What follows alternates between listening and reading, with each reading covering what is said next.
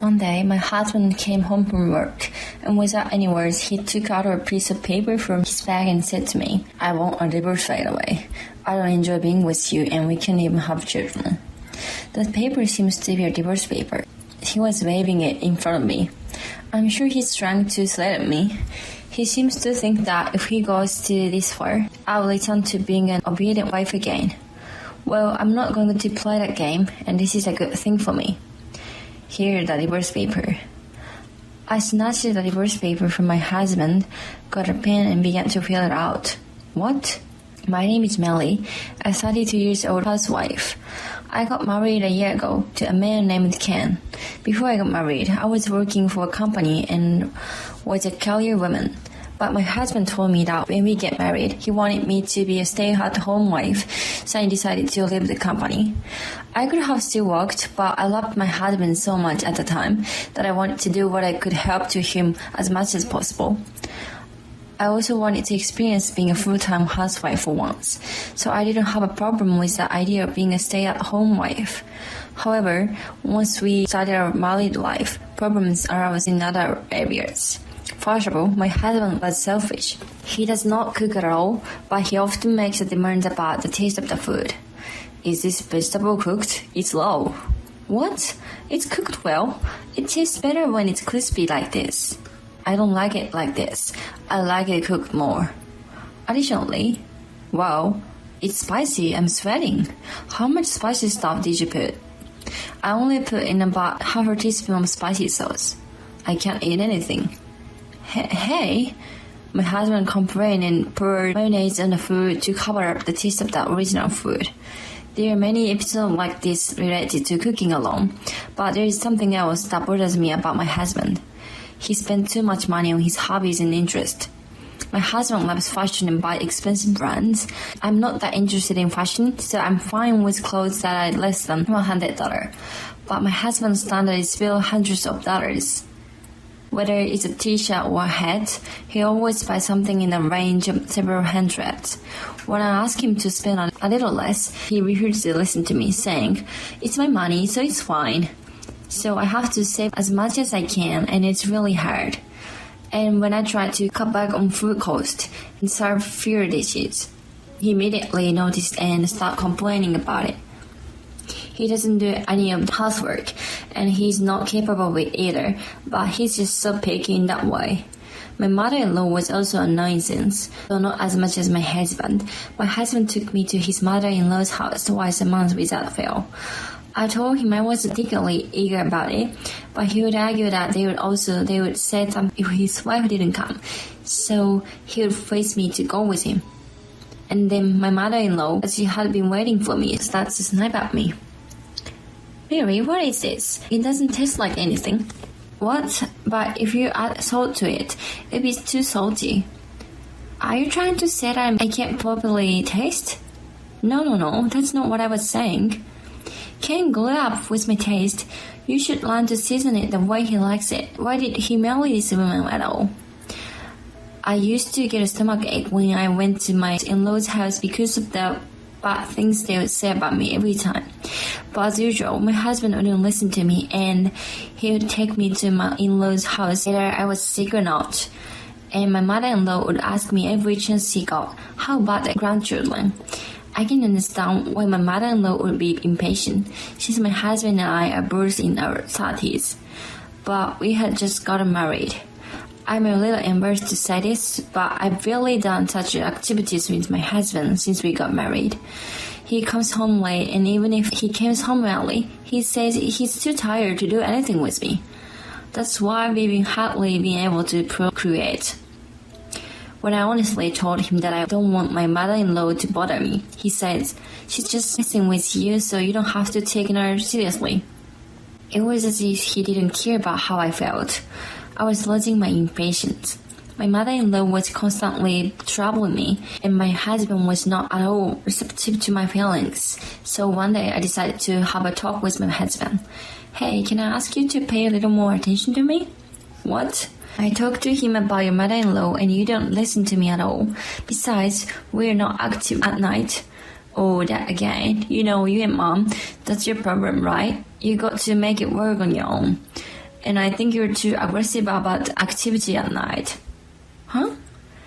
I never knew women in their 30s as so sexually active. You suck. Well, did you say something?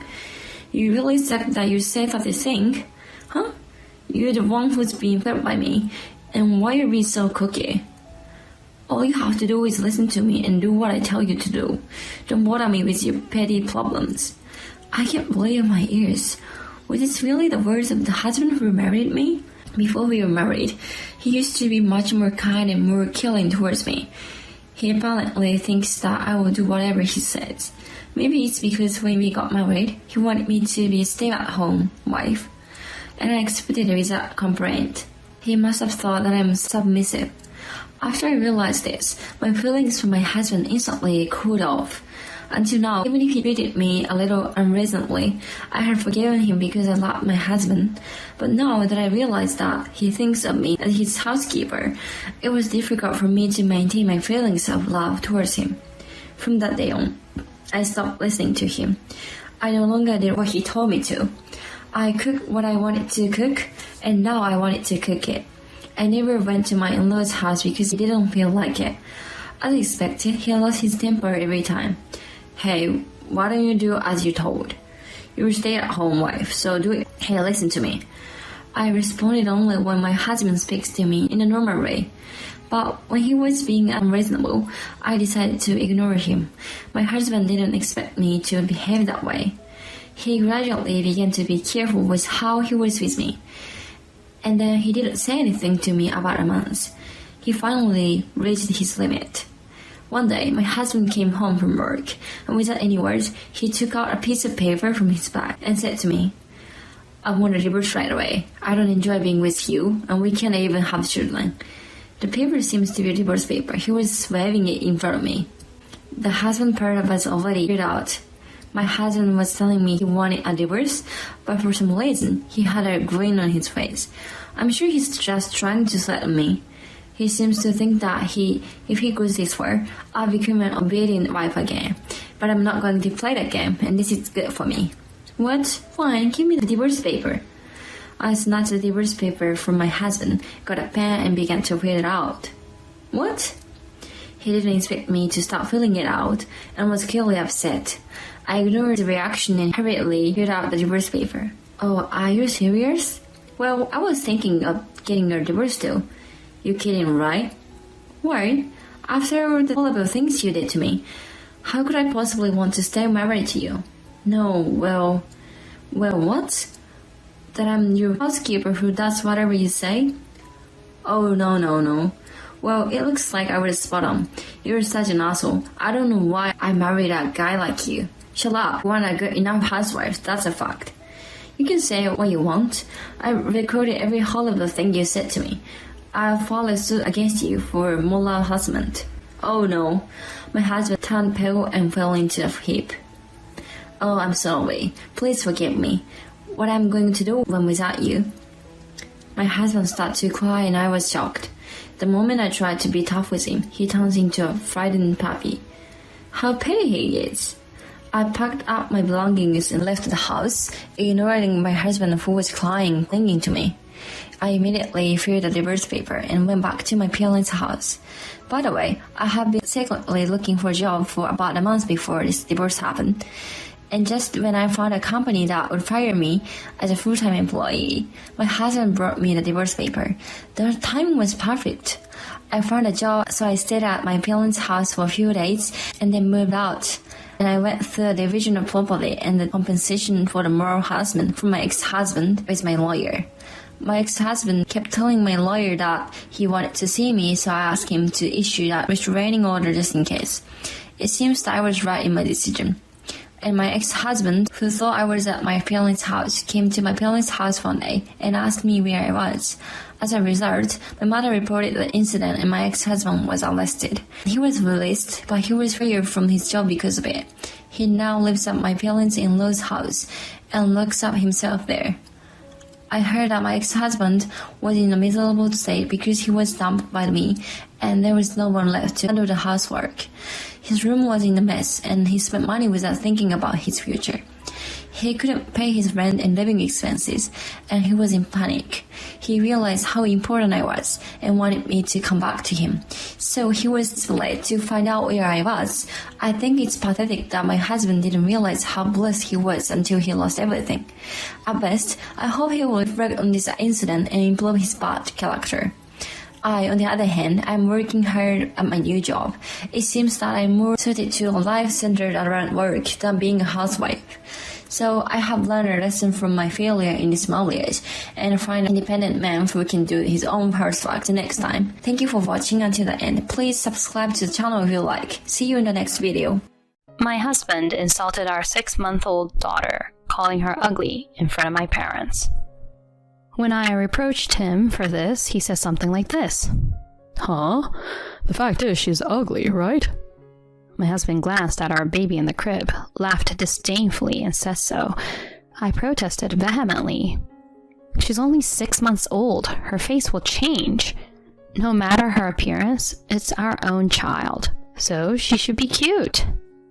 Hugo looked at my emotional outburst with cold eyes.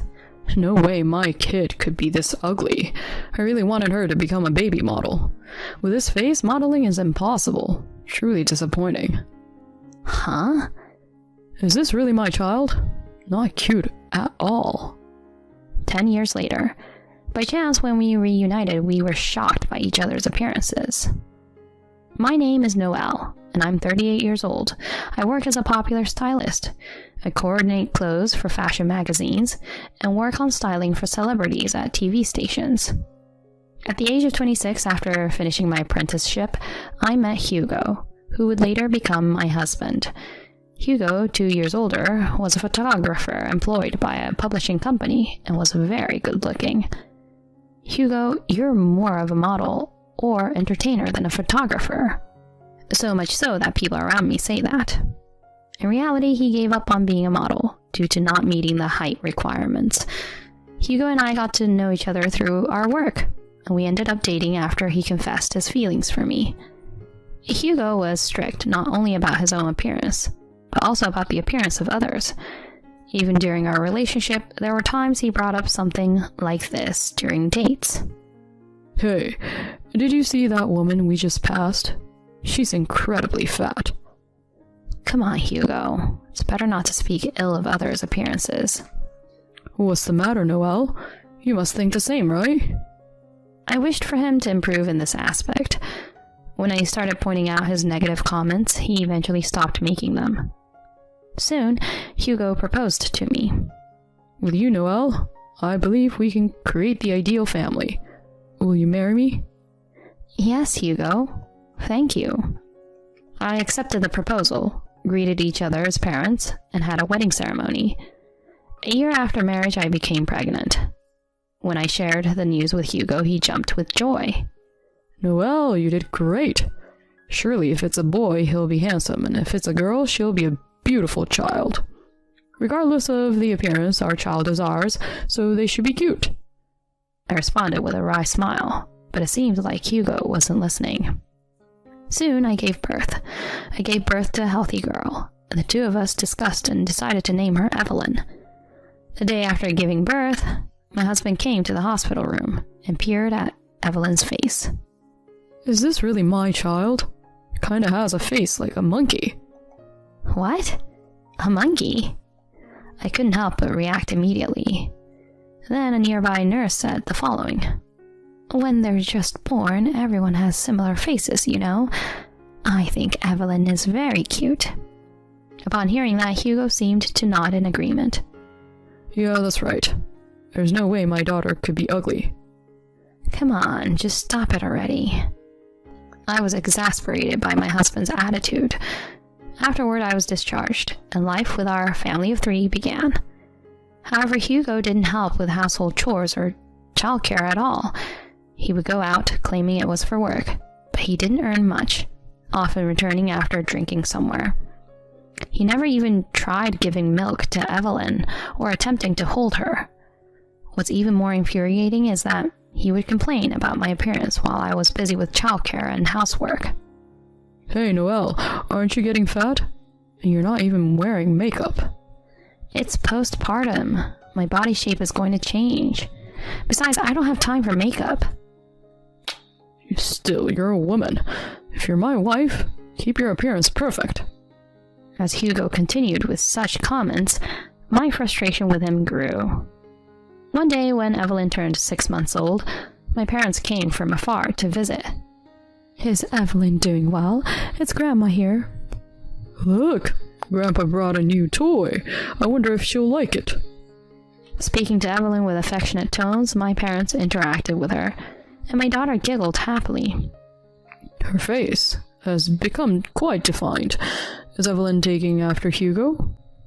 Just as my father said this, Hugo immediately twisted his face. Evelyn taking after me? Come on, please stop it, Dad. Huh? I mean, look at her. She doesn't resemble me at all. Her eyes are small and her nose is flat. Is that so? Maybe she looks like Noelle? I wonder if Noelle looked like this when she was little. At least, I wasn't this ugly, you know? Hugo says proudly, leaving my parents in shock. I was alone, clenching my fists. To call your own daughter ugly.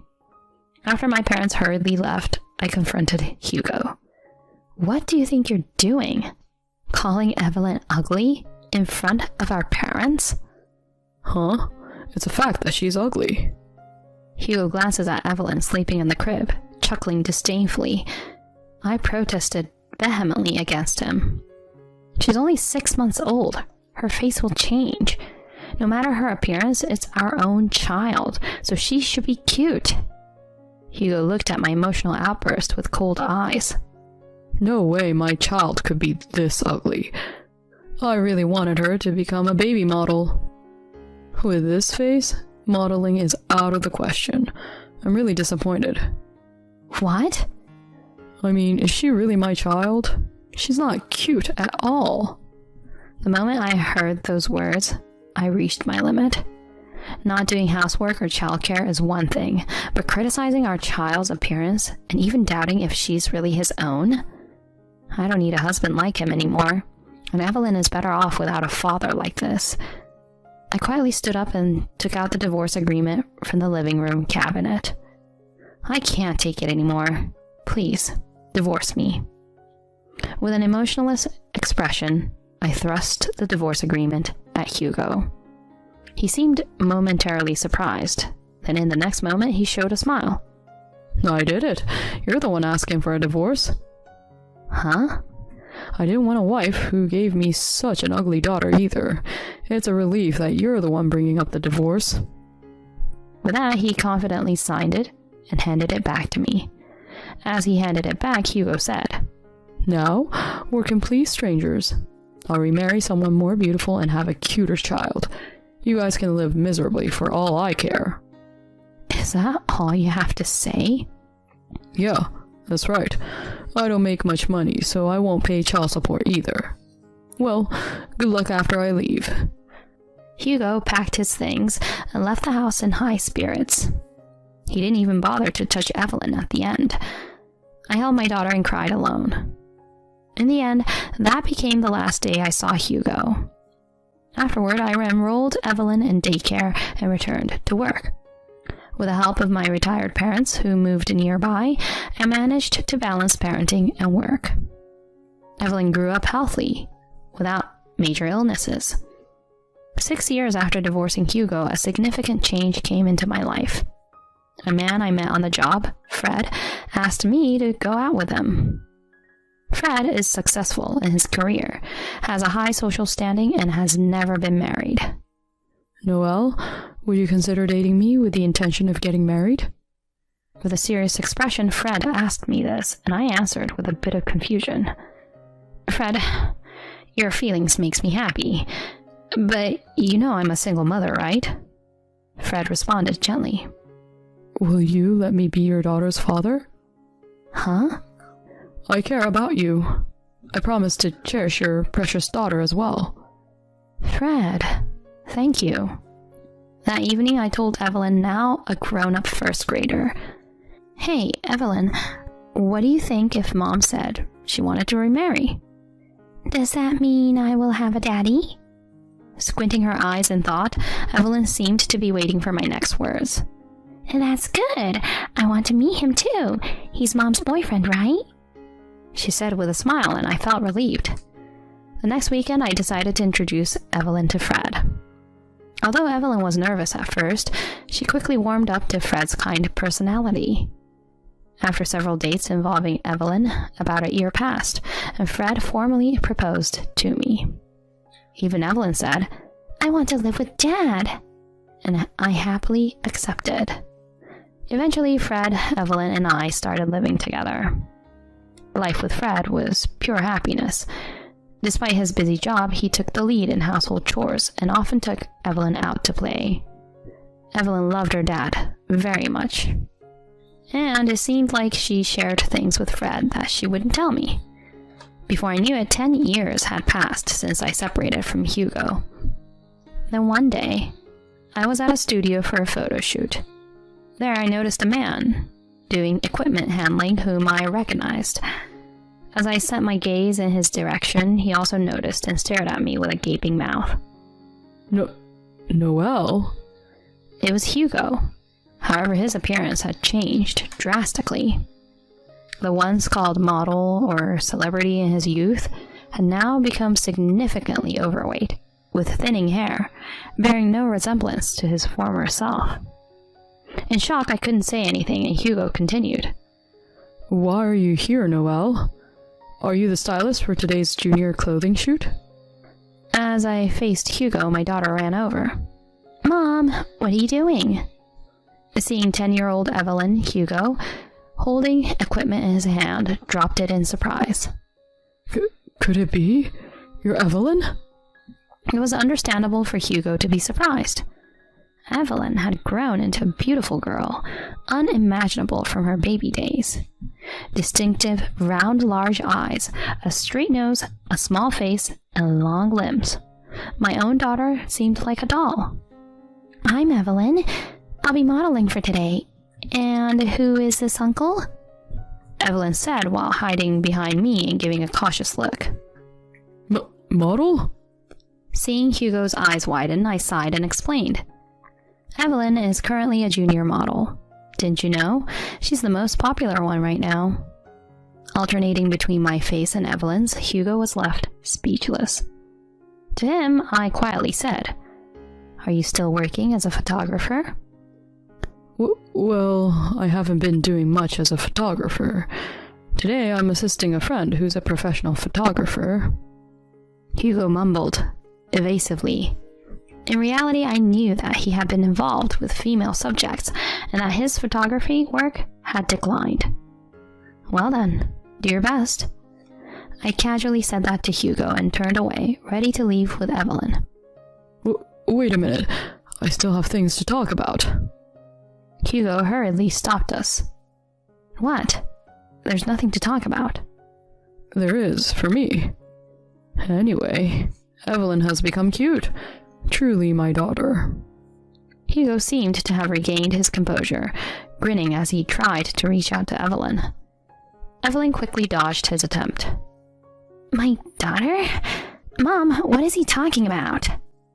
Evelyn, this man is your biological father. Evelyn twisted her face in response. What? This dull-looking middle-aged man is my father? While Hugo was surprised, I couldn't help but burst into laughter.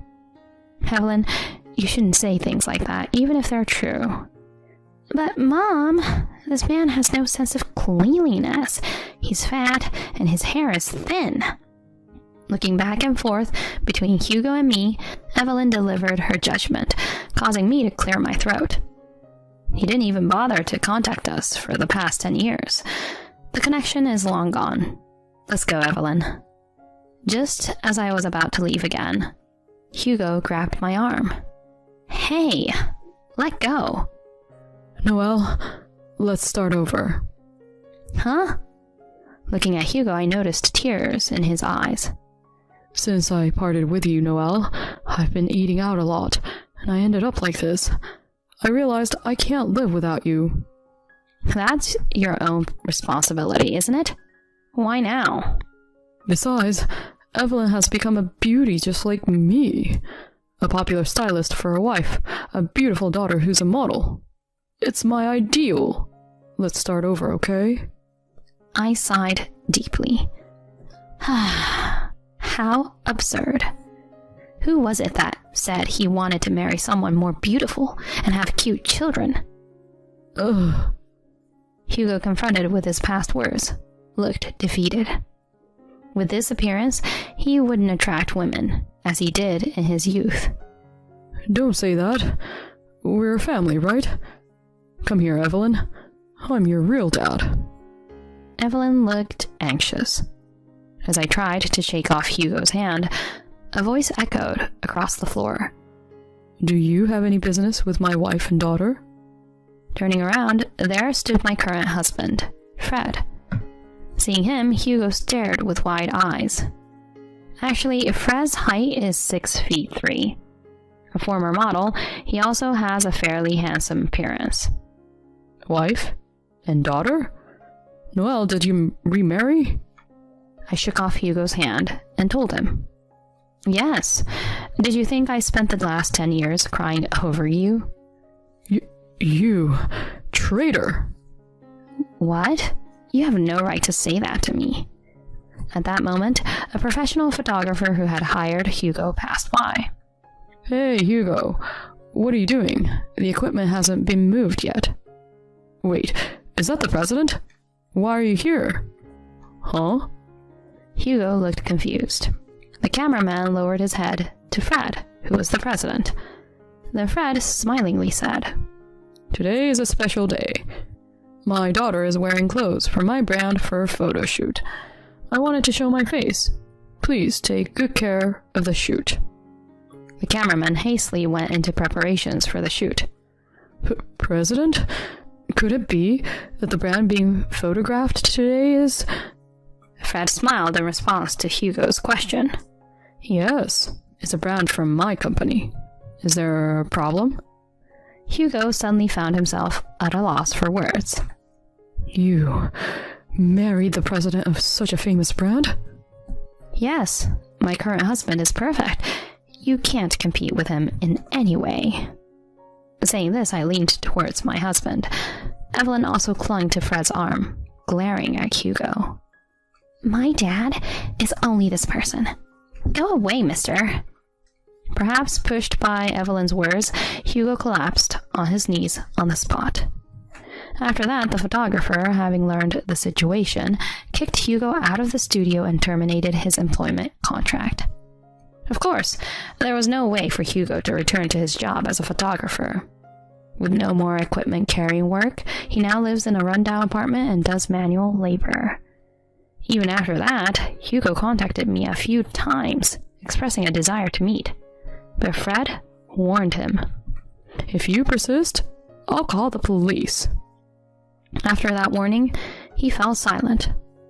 I feel no emotions towards Hugo, who is likely leading a miserable life somewhere. I can only hope that he'll do his best. On the other hand, I continue to lead a happy life with Fred and Evelyn.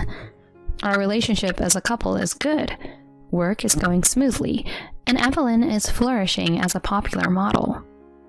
I look forward to continuing to live peacefully with my beloved husband and daughter in the future. And a few days later, after completing all the formalities, I took my luggage and left my parents-in-law's house. I told my mother-in-law that I was leaving today. I bowed to her as a gesture of a grown-up. Then my mother-in-law grinned at me again. She said, "You've been a lousy wife and a lousy mother from the beginning to the end." And then she told me that I'm the worst mother for leaving my kids. I don't know how much she can make fun of me. My daughter and son laughed when they heard what my mother-in-law said. My name is Maria, a 42-year-old housewife. I live with my husband Ken, my son Josh, and my daughter Amy. The children have grown up well, and my husband works hard, so we live peacefully without any particular problems. However, things have changed recently. My father-in-law passed away due to illness, and my mother-in-law moved in with us. My husband, who is the only son, felt sorry for his mother being all alone, and brought her to our house without consulting us. I had always thought that my husband was too much of a mommy's boy. But I didn't think he would decide for her to move in with us by himself. He told us that he had already sold his parents-in-law's house. Are you asking me to abandon my mother who has nowhere to go? My husband said to me with such an attitude, and I had to give in. After that, honestly, it was hell. My mother-in-law had not liked me for a long time, so she would pick on me at every opportunity. Maria, what is this seasoning? Oh, I'm sorry. I'll be careful. And I don't like greasy food. Well, but we have children who are growing up fast, and my husband likes fried food too. Then, please make a separate meal for me. I hope you don't mean to make me eat unhealthy food so I die early. No, it's not like that. But it would cost more money and it's a bit of a hassle. That's where your skills come in. Ken earns enough money, so why don't you manage the finance? And the hassle? You are so spoiled. When I was young, I took care of the house chores by myself, no matter how hard it was. What a pity that my grandchildren have to live in a house run by such a lazy mother. I feel sorry for them. I thought, if you have so much to say, why don't you do it? But I held back. Because if I tried to talk back even a little, my husband would get mad at me 100 times over. When I first moved in with my mother-in-law, she was so much of a wife beater that I objected to her saying, "If you're so opinionated, why don't you do it yourself?" Then my mother-in-law told my husband, and he got angry and said to me, "How dare you talk to her like that when I'm the one supporting you?" I thought about getting a divorce, but as a housewife, I wouldn't be able to take care of the children. They are my treasures, and I don't want them taken away from me. So I decided to endure the wife beating without objection. But instead of just putting up with it, I started to prepare for divorce little by little. I applied for jobs at various companies under the watchful eye of my mother-in-law, who was home all day long. Only one company offered me a part-time position. Thanks to my previous experience as a bank clerk, I was able to get a clerical job at a bank. It was my first corporate job in a long time, and it was a lot of fun. Of course, there's a lot of responsibility and stress came with it. Still, it was more peaceful than seeing my mother-in-law at home all the time. But my mother-in-law didn't like the fact that I was working. Why work when Ken earns enough salary? Maybe she's out scavenging for men. What kind of thought process is that? A total idiot. And it's not that my husband doesn't make a lot of money, but since his mother-in-law started living with us, it has added to our expenses. So we're not in a situation where we can afford everything. However, my mother-in-law has told me to give her an allowance from now on so that I wouldn't spend it on men. When I refused and said it was not possible, she again told my husband. When my husband came home from work that night, he yelled at me as he had done before. "Are you having an affair?" "Huh? I'm not." "That's what my mother said. She said you're using your part-time salary to pay for men." "I'm not doing that." "Why do you believe your mother's lies?" "Shut up. Then give her allowance to prove you're innocent." Oh no! Then my mother-in-law came in with a smirk on her face. $500 a month. That much? That's what my mother says, so give it to her. In the end, I was defeated by the momentum of the two of them. I had to give most of the money I earned from my part-time job to my mother-in-law as an allowance. To make matters worse, my mother-in-law told the children, "Your mother is a horrible adulterer," with a smirk on her face. Even junior high school kids know what that means. And to tell them a lie like that is just awful. I thought it was not fair at all, and it was ruining me completely. And then something happened to make the situation worse. I found out that my husband was having an affair. Despite suspecting me of my infidelity, he was the one having an affair.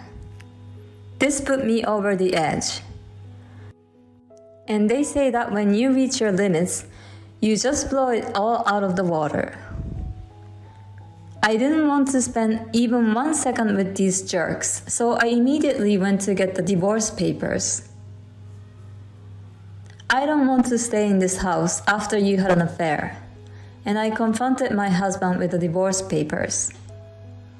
He laughed at me and said, "Well, I don't want an old woman like you in my house." I'm sure he intends to be with his adulterous partner after the divorce. He agreed to pay alimony and share the property without any objection. When the children were asked what they wanted to do, they both said they were going to stay in the house.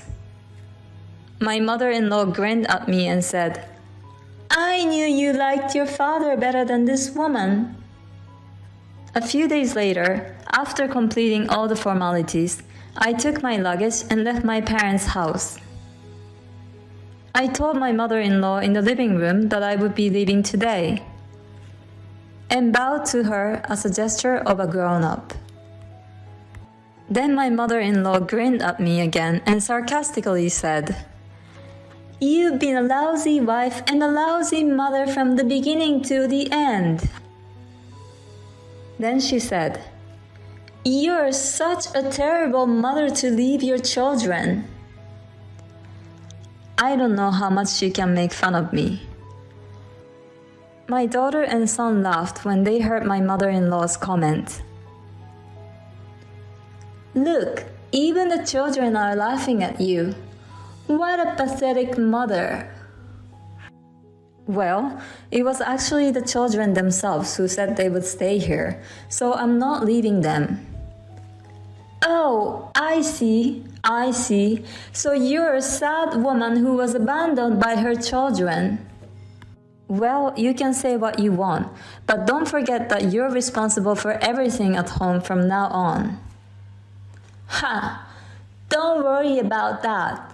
Unlike you, I'm good at everything. I see. Well then, I really must be going now. With that, I left my parents-in-law's house. After that, I went back to my parents' house and threw myself into my work. Then I asked my work to switch me to full-time work, and I took the test to become a full-time employee. Thankfully, I was able to get a full-time job. Now I can take the kids with me. And my mother-in-law must be exhausted by now. Sure enough, about 3 months after I left the house, my mother-in-law contacted me. "Hey, Maria, help me out." "What's wrong?" "I have to take my grandson Josh to and from his soccer team games, and I even have to help out at a training camp during the summer vacation. On top of that, I'm asked to make his lunchbox early in the morning for the morning practice. And I have to wash his dirty uniforms every day. My granddaughter Amy also goes to cram school every day, so I have to drive her back and forth. On top of that, I have to do the housework all by myself. Ken says he's tired from work and doesn't do anything to help me. Well, if you're just complaining, I'm hanging up now. Wait, I'm calling you because I want you to help me, Maria. Excuse me? I'm already divorced, so it doesn't concern me. Don't say that, please. No, I won't go back. But I understand that you're in a situation that you cannot handle by yourself. I cannot entrust my precious children to you. I will take the children. That's what they want to do. What? But they want to stay here. That's because they wanted you to understand how hard I was working. What? Yes, in fact, when I decided to get divorced, the first thing I did was to talk to the children. They said they would follow me right away. Amy, my daughter, said, "But this means that grandmother and the others are just kicking you out, right, Mom?" Then my son said, "I don't like that. We know how hard you work, Mom." So the children said that they would stay home first and let their grandmother know what their mother had gone through. I was so happy that they were on my side. I made up my mind that I would make enough money so I can come to bring them home. Well, then... Yes, everything was according to our plan. I'm now a full-time employee and I'll take the kids. Oh no! I then hired a lawyer and demanded that custody be transferred. The children wanted to live with me, so custody was easily transferred.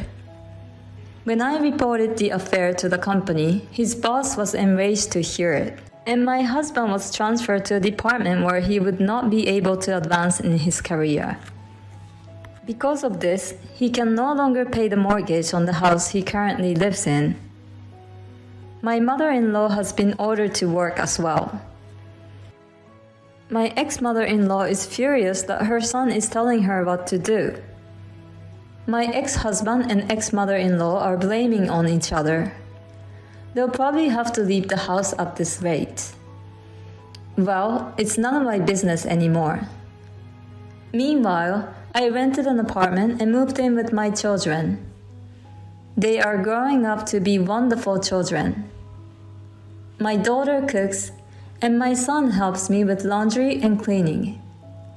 I wanted to be able to support them to do whatever they want to do in the future, so I will continue to work hard and earn money. Thank you for watching. Please subscribe to the channel if you like. See you in the next video.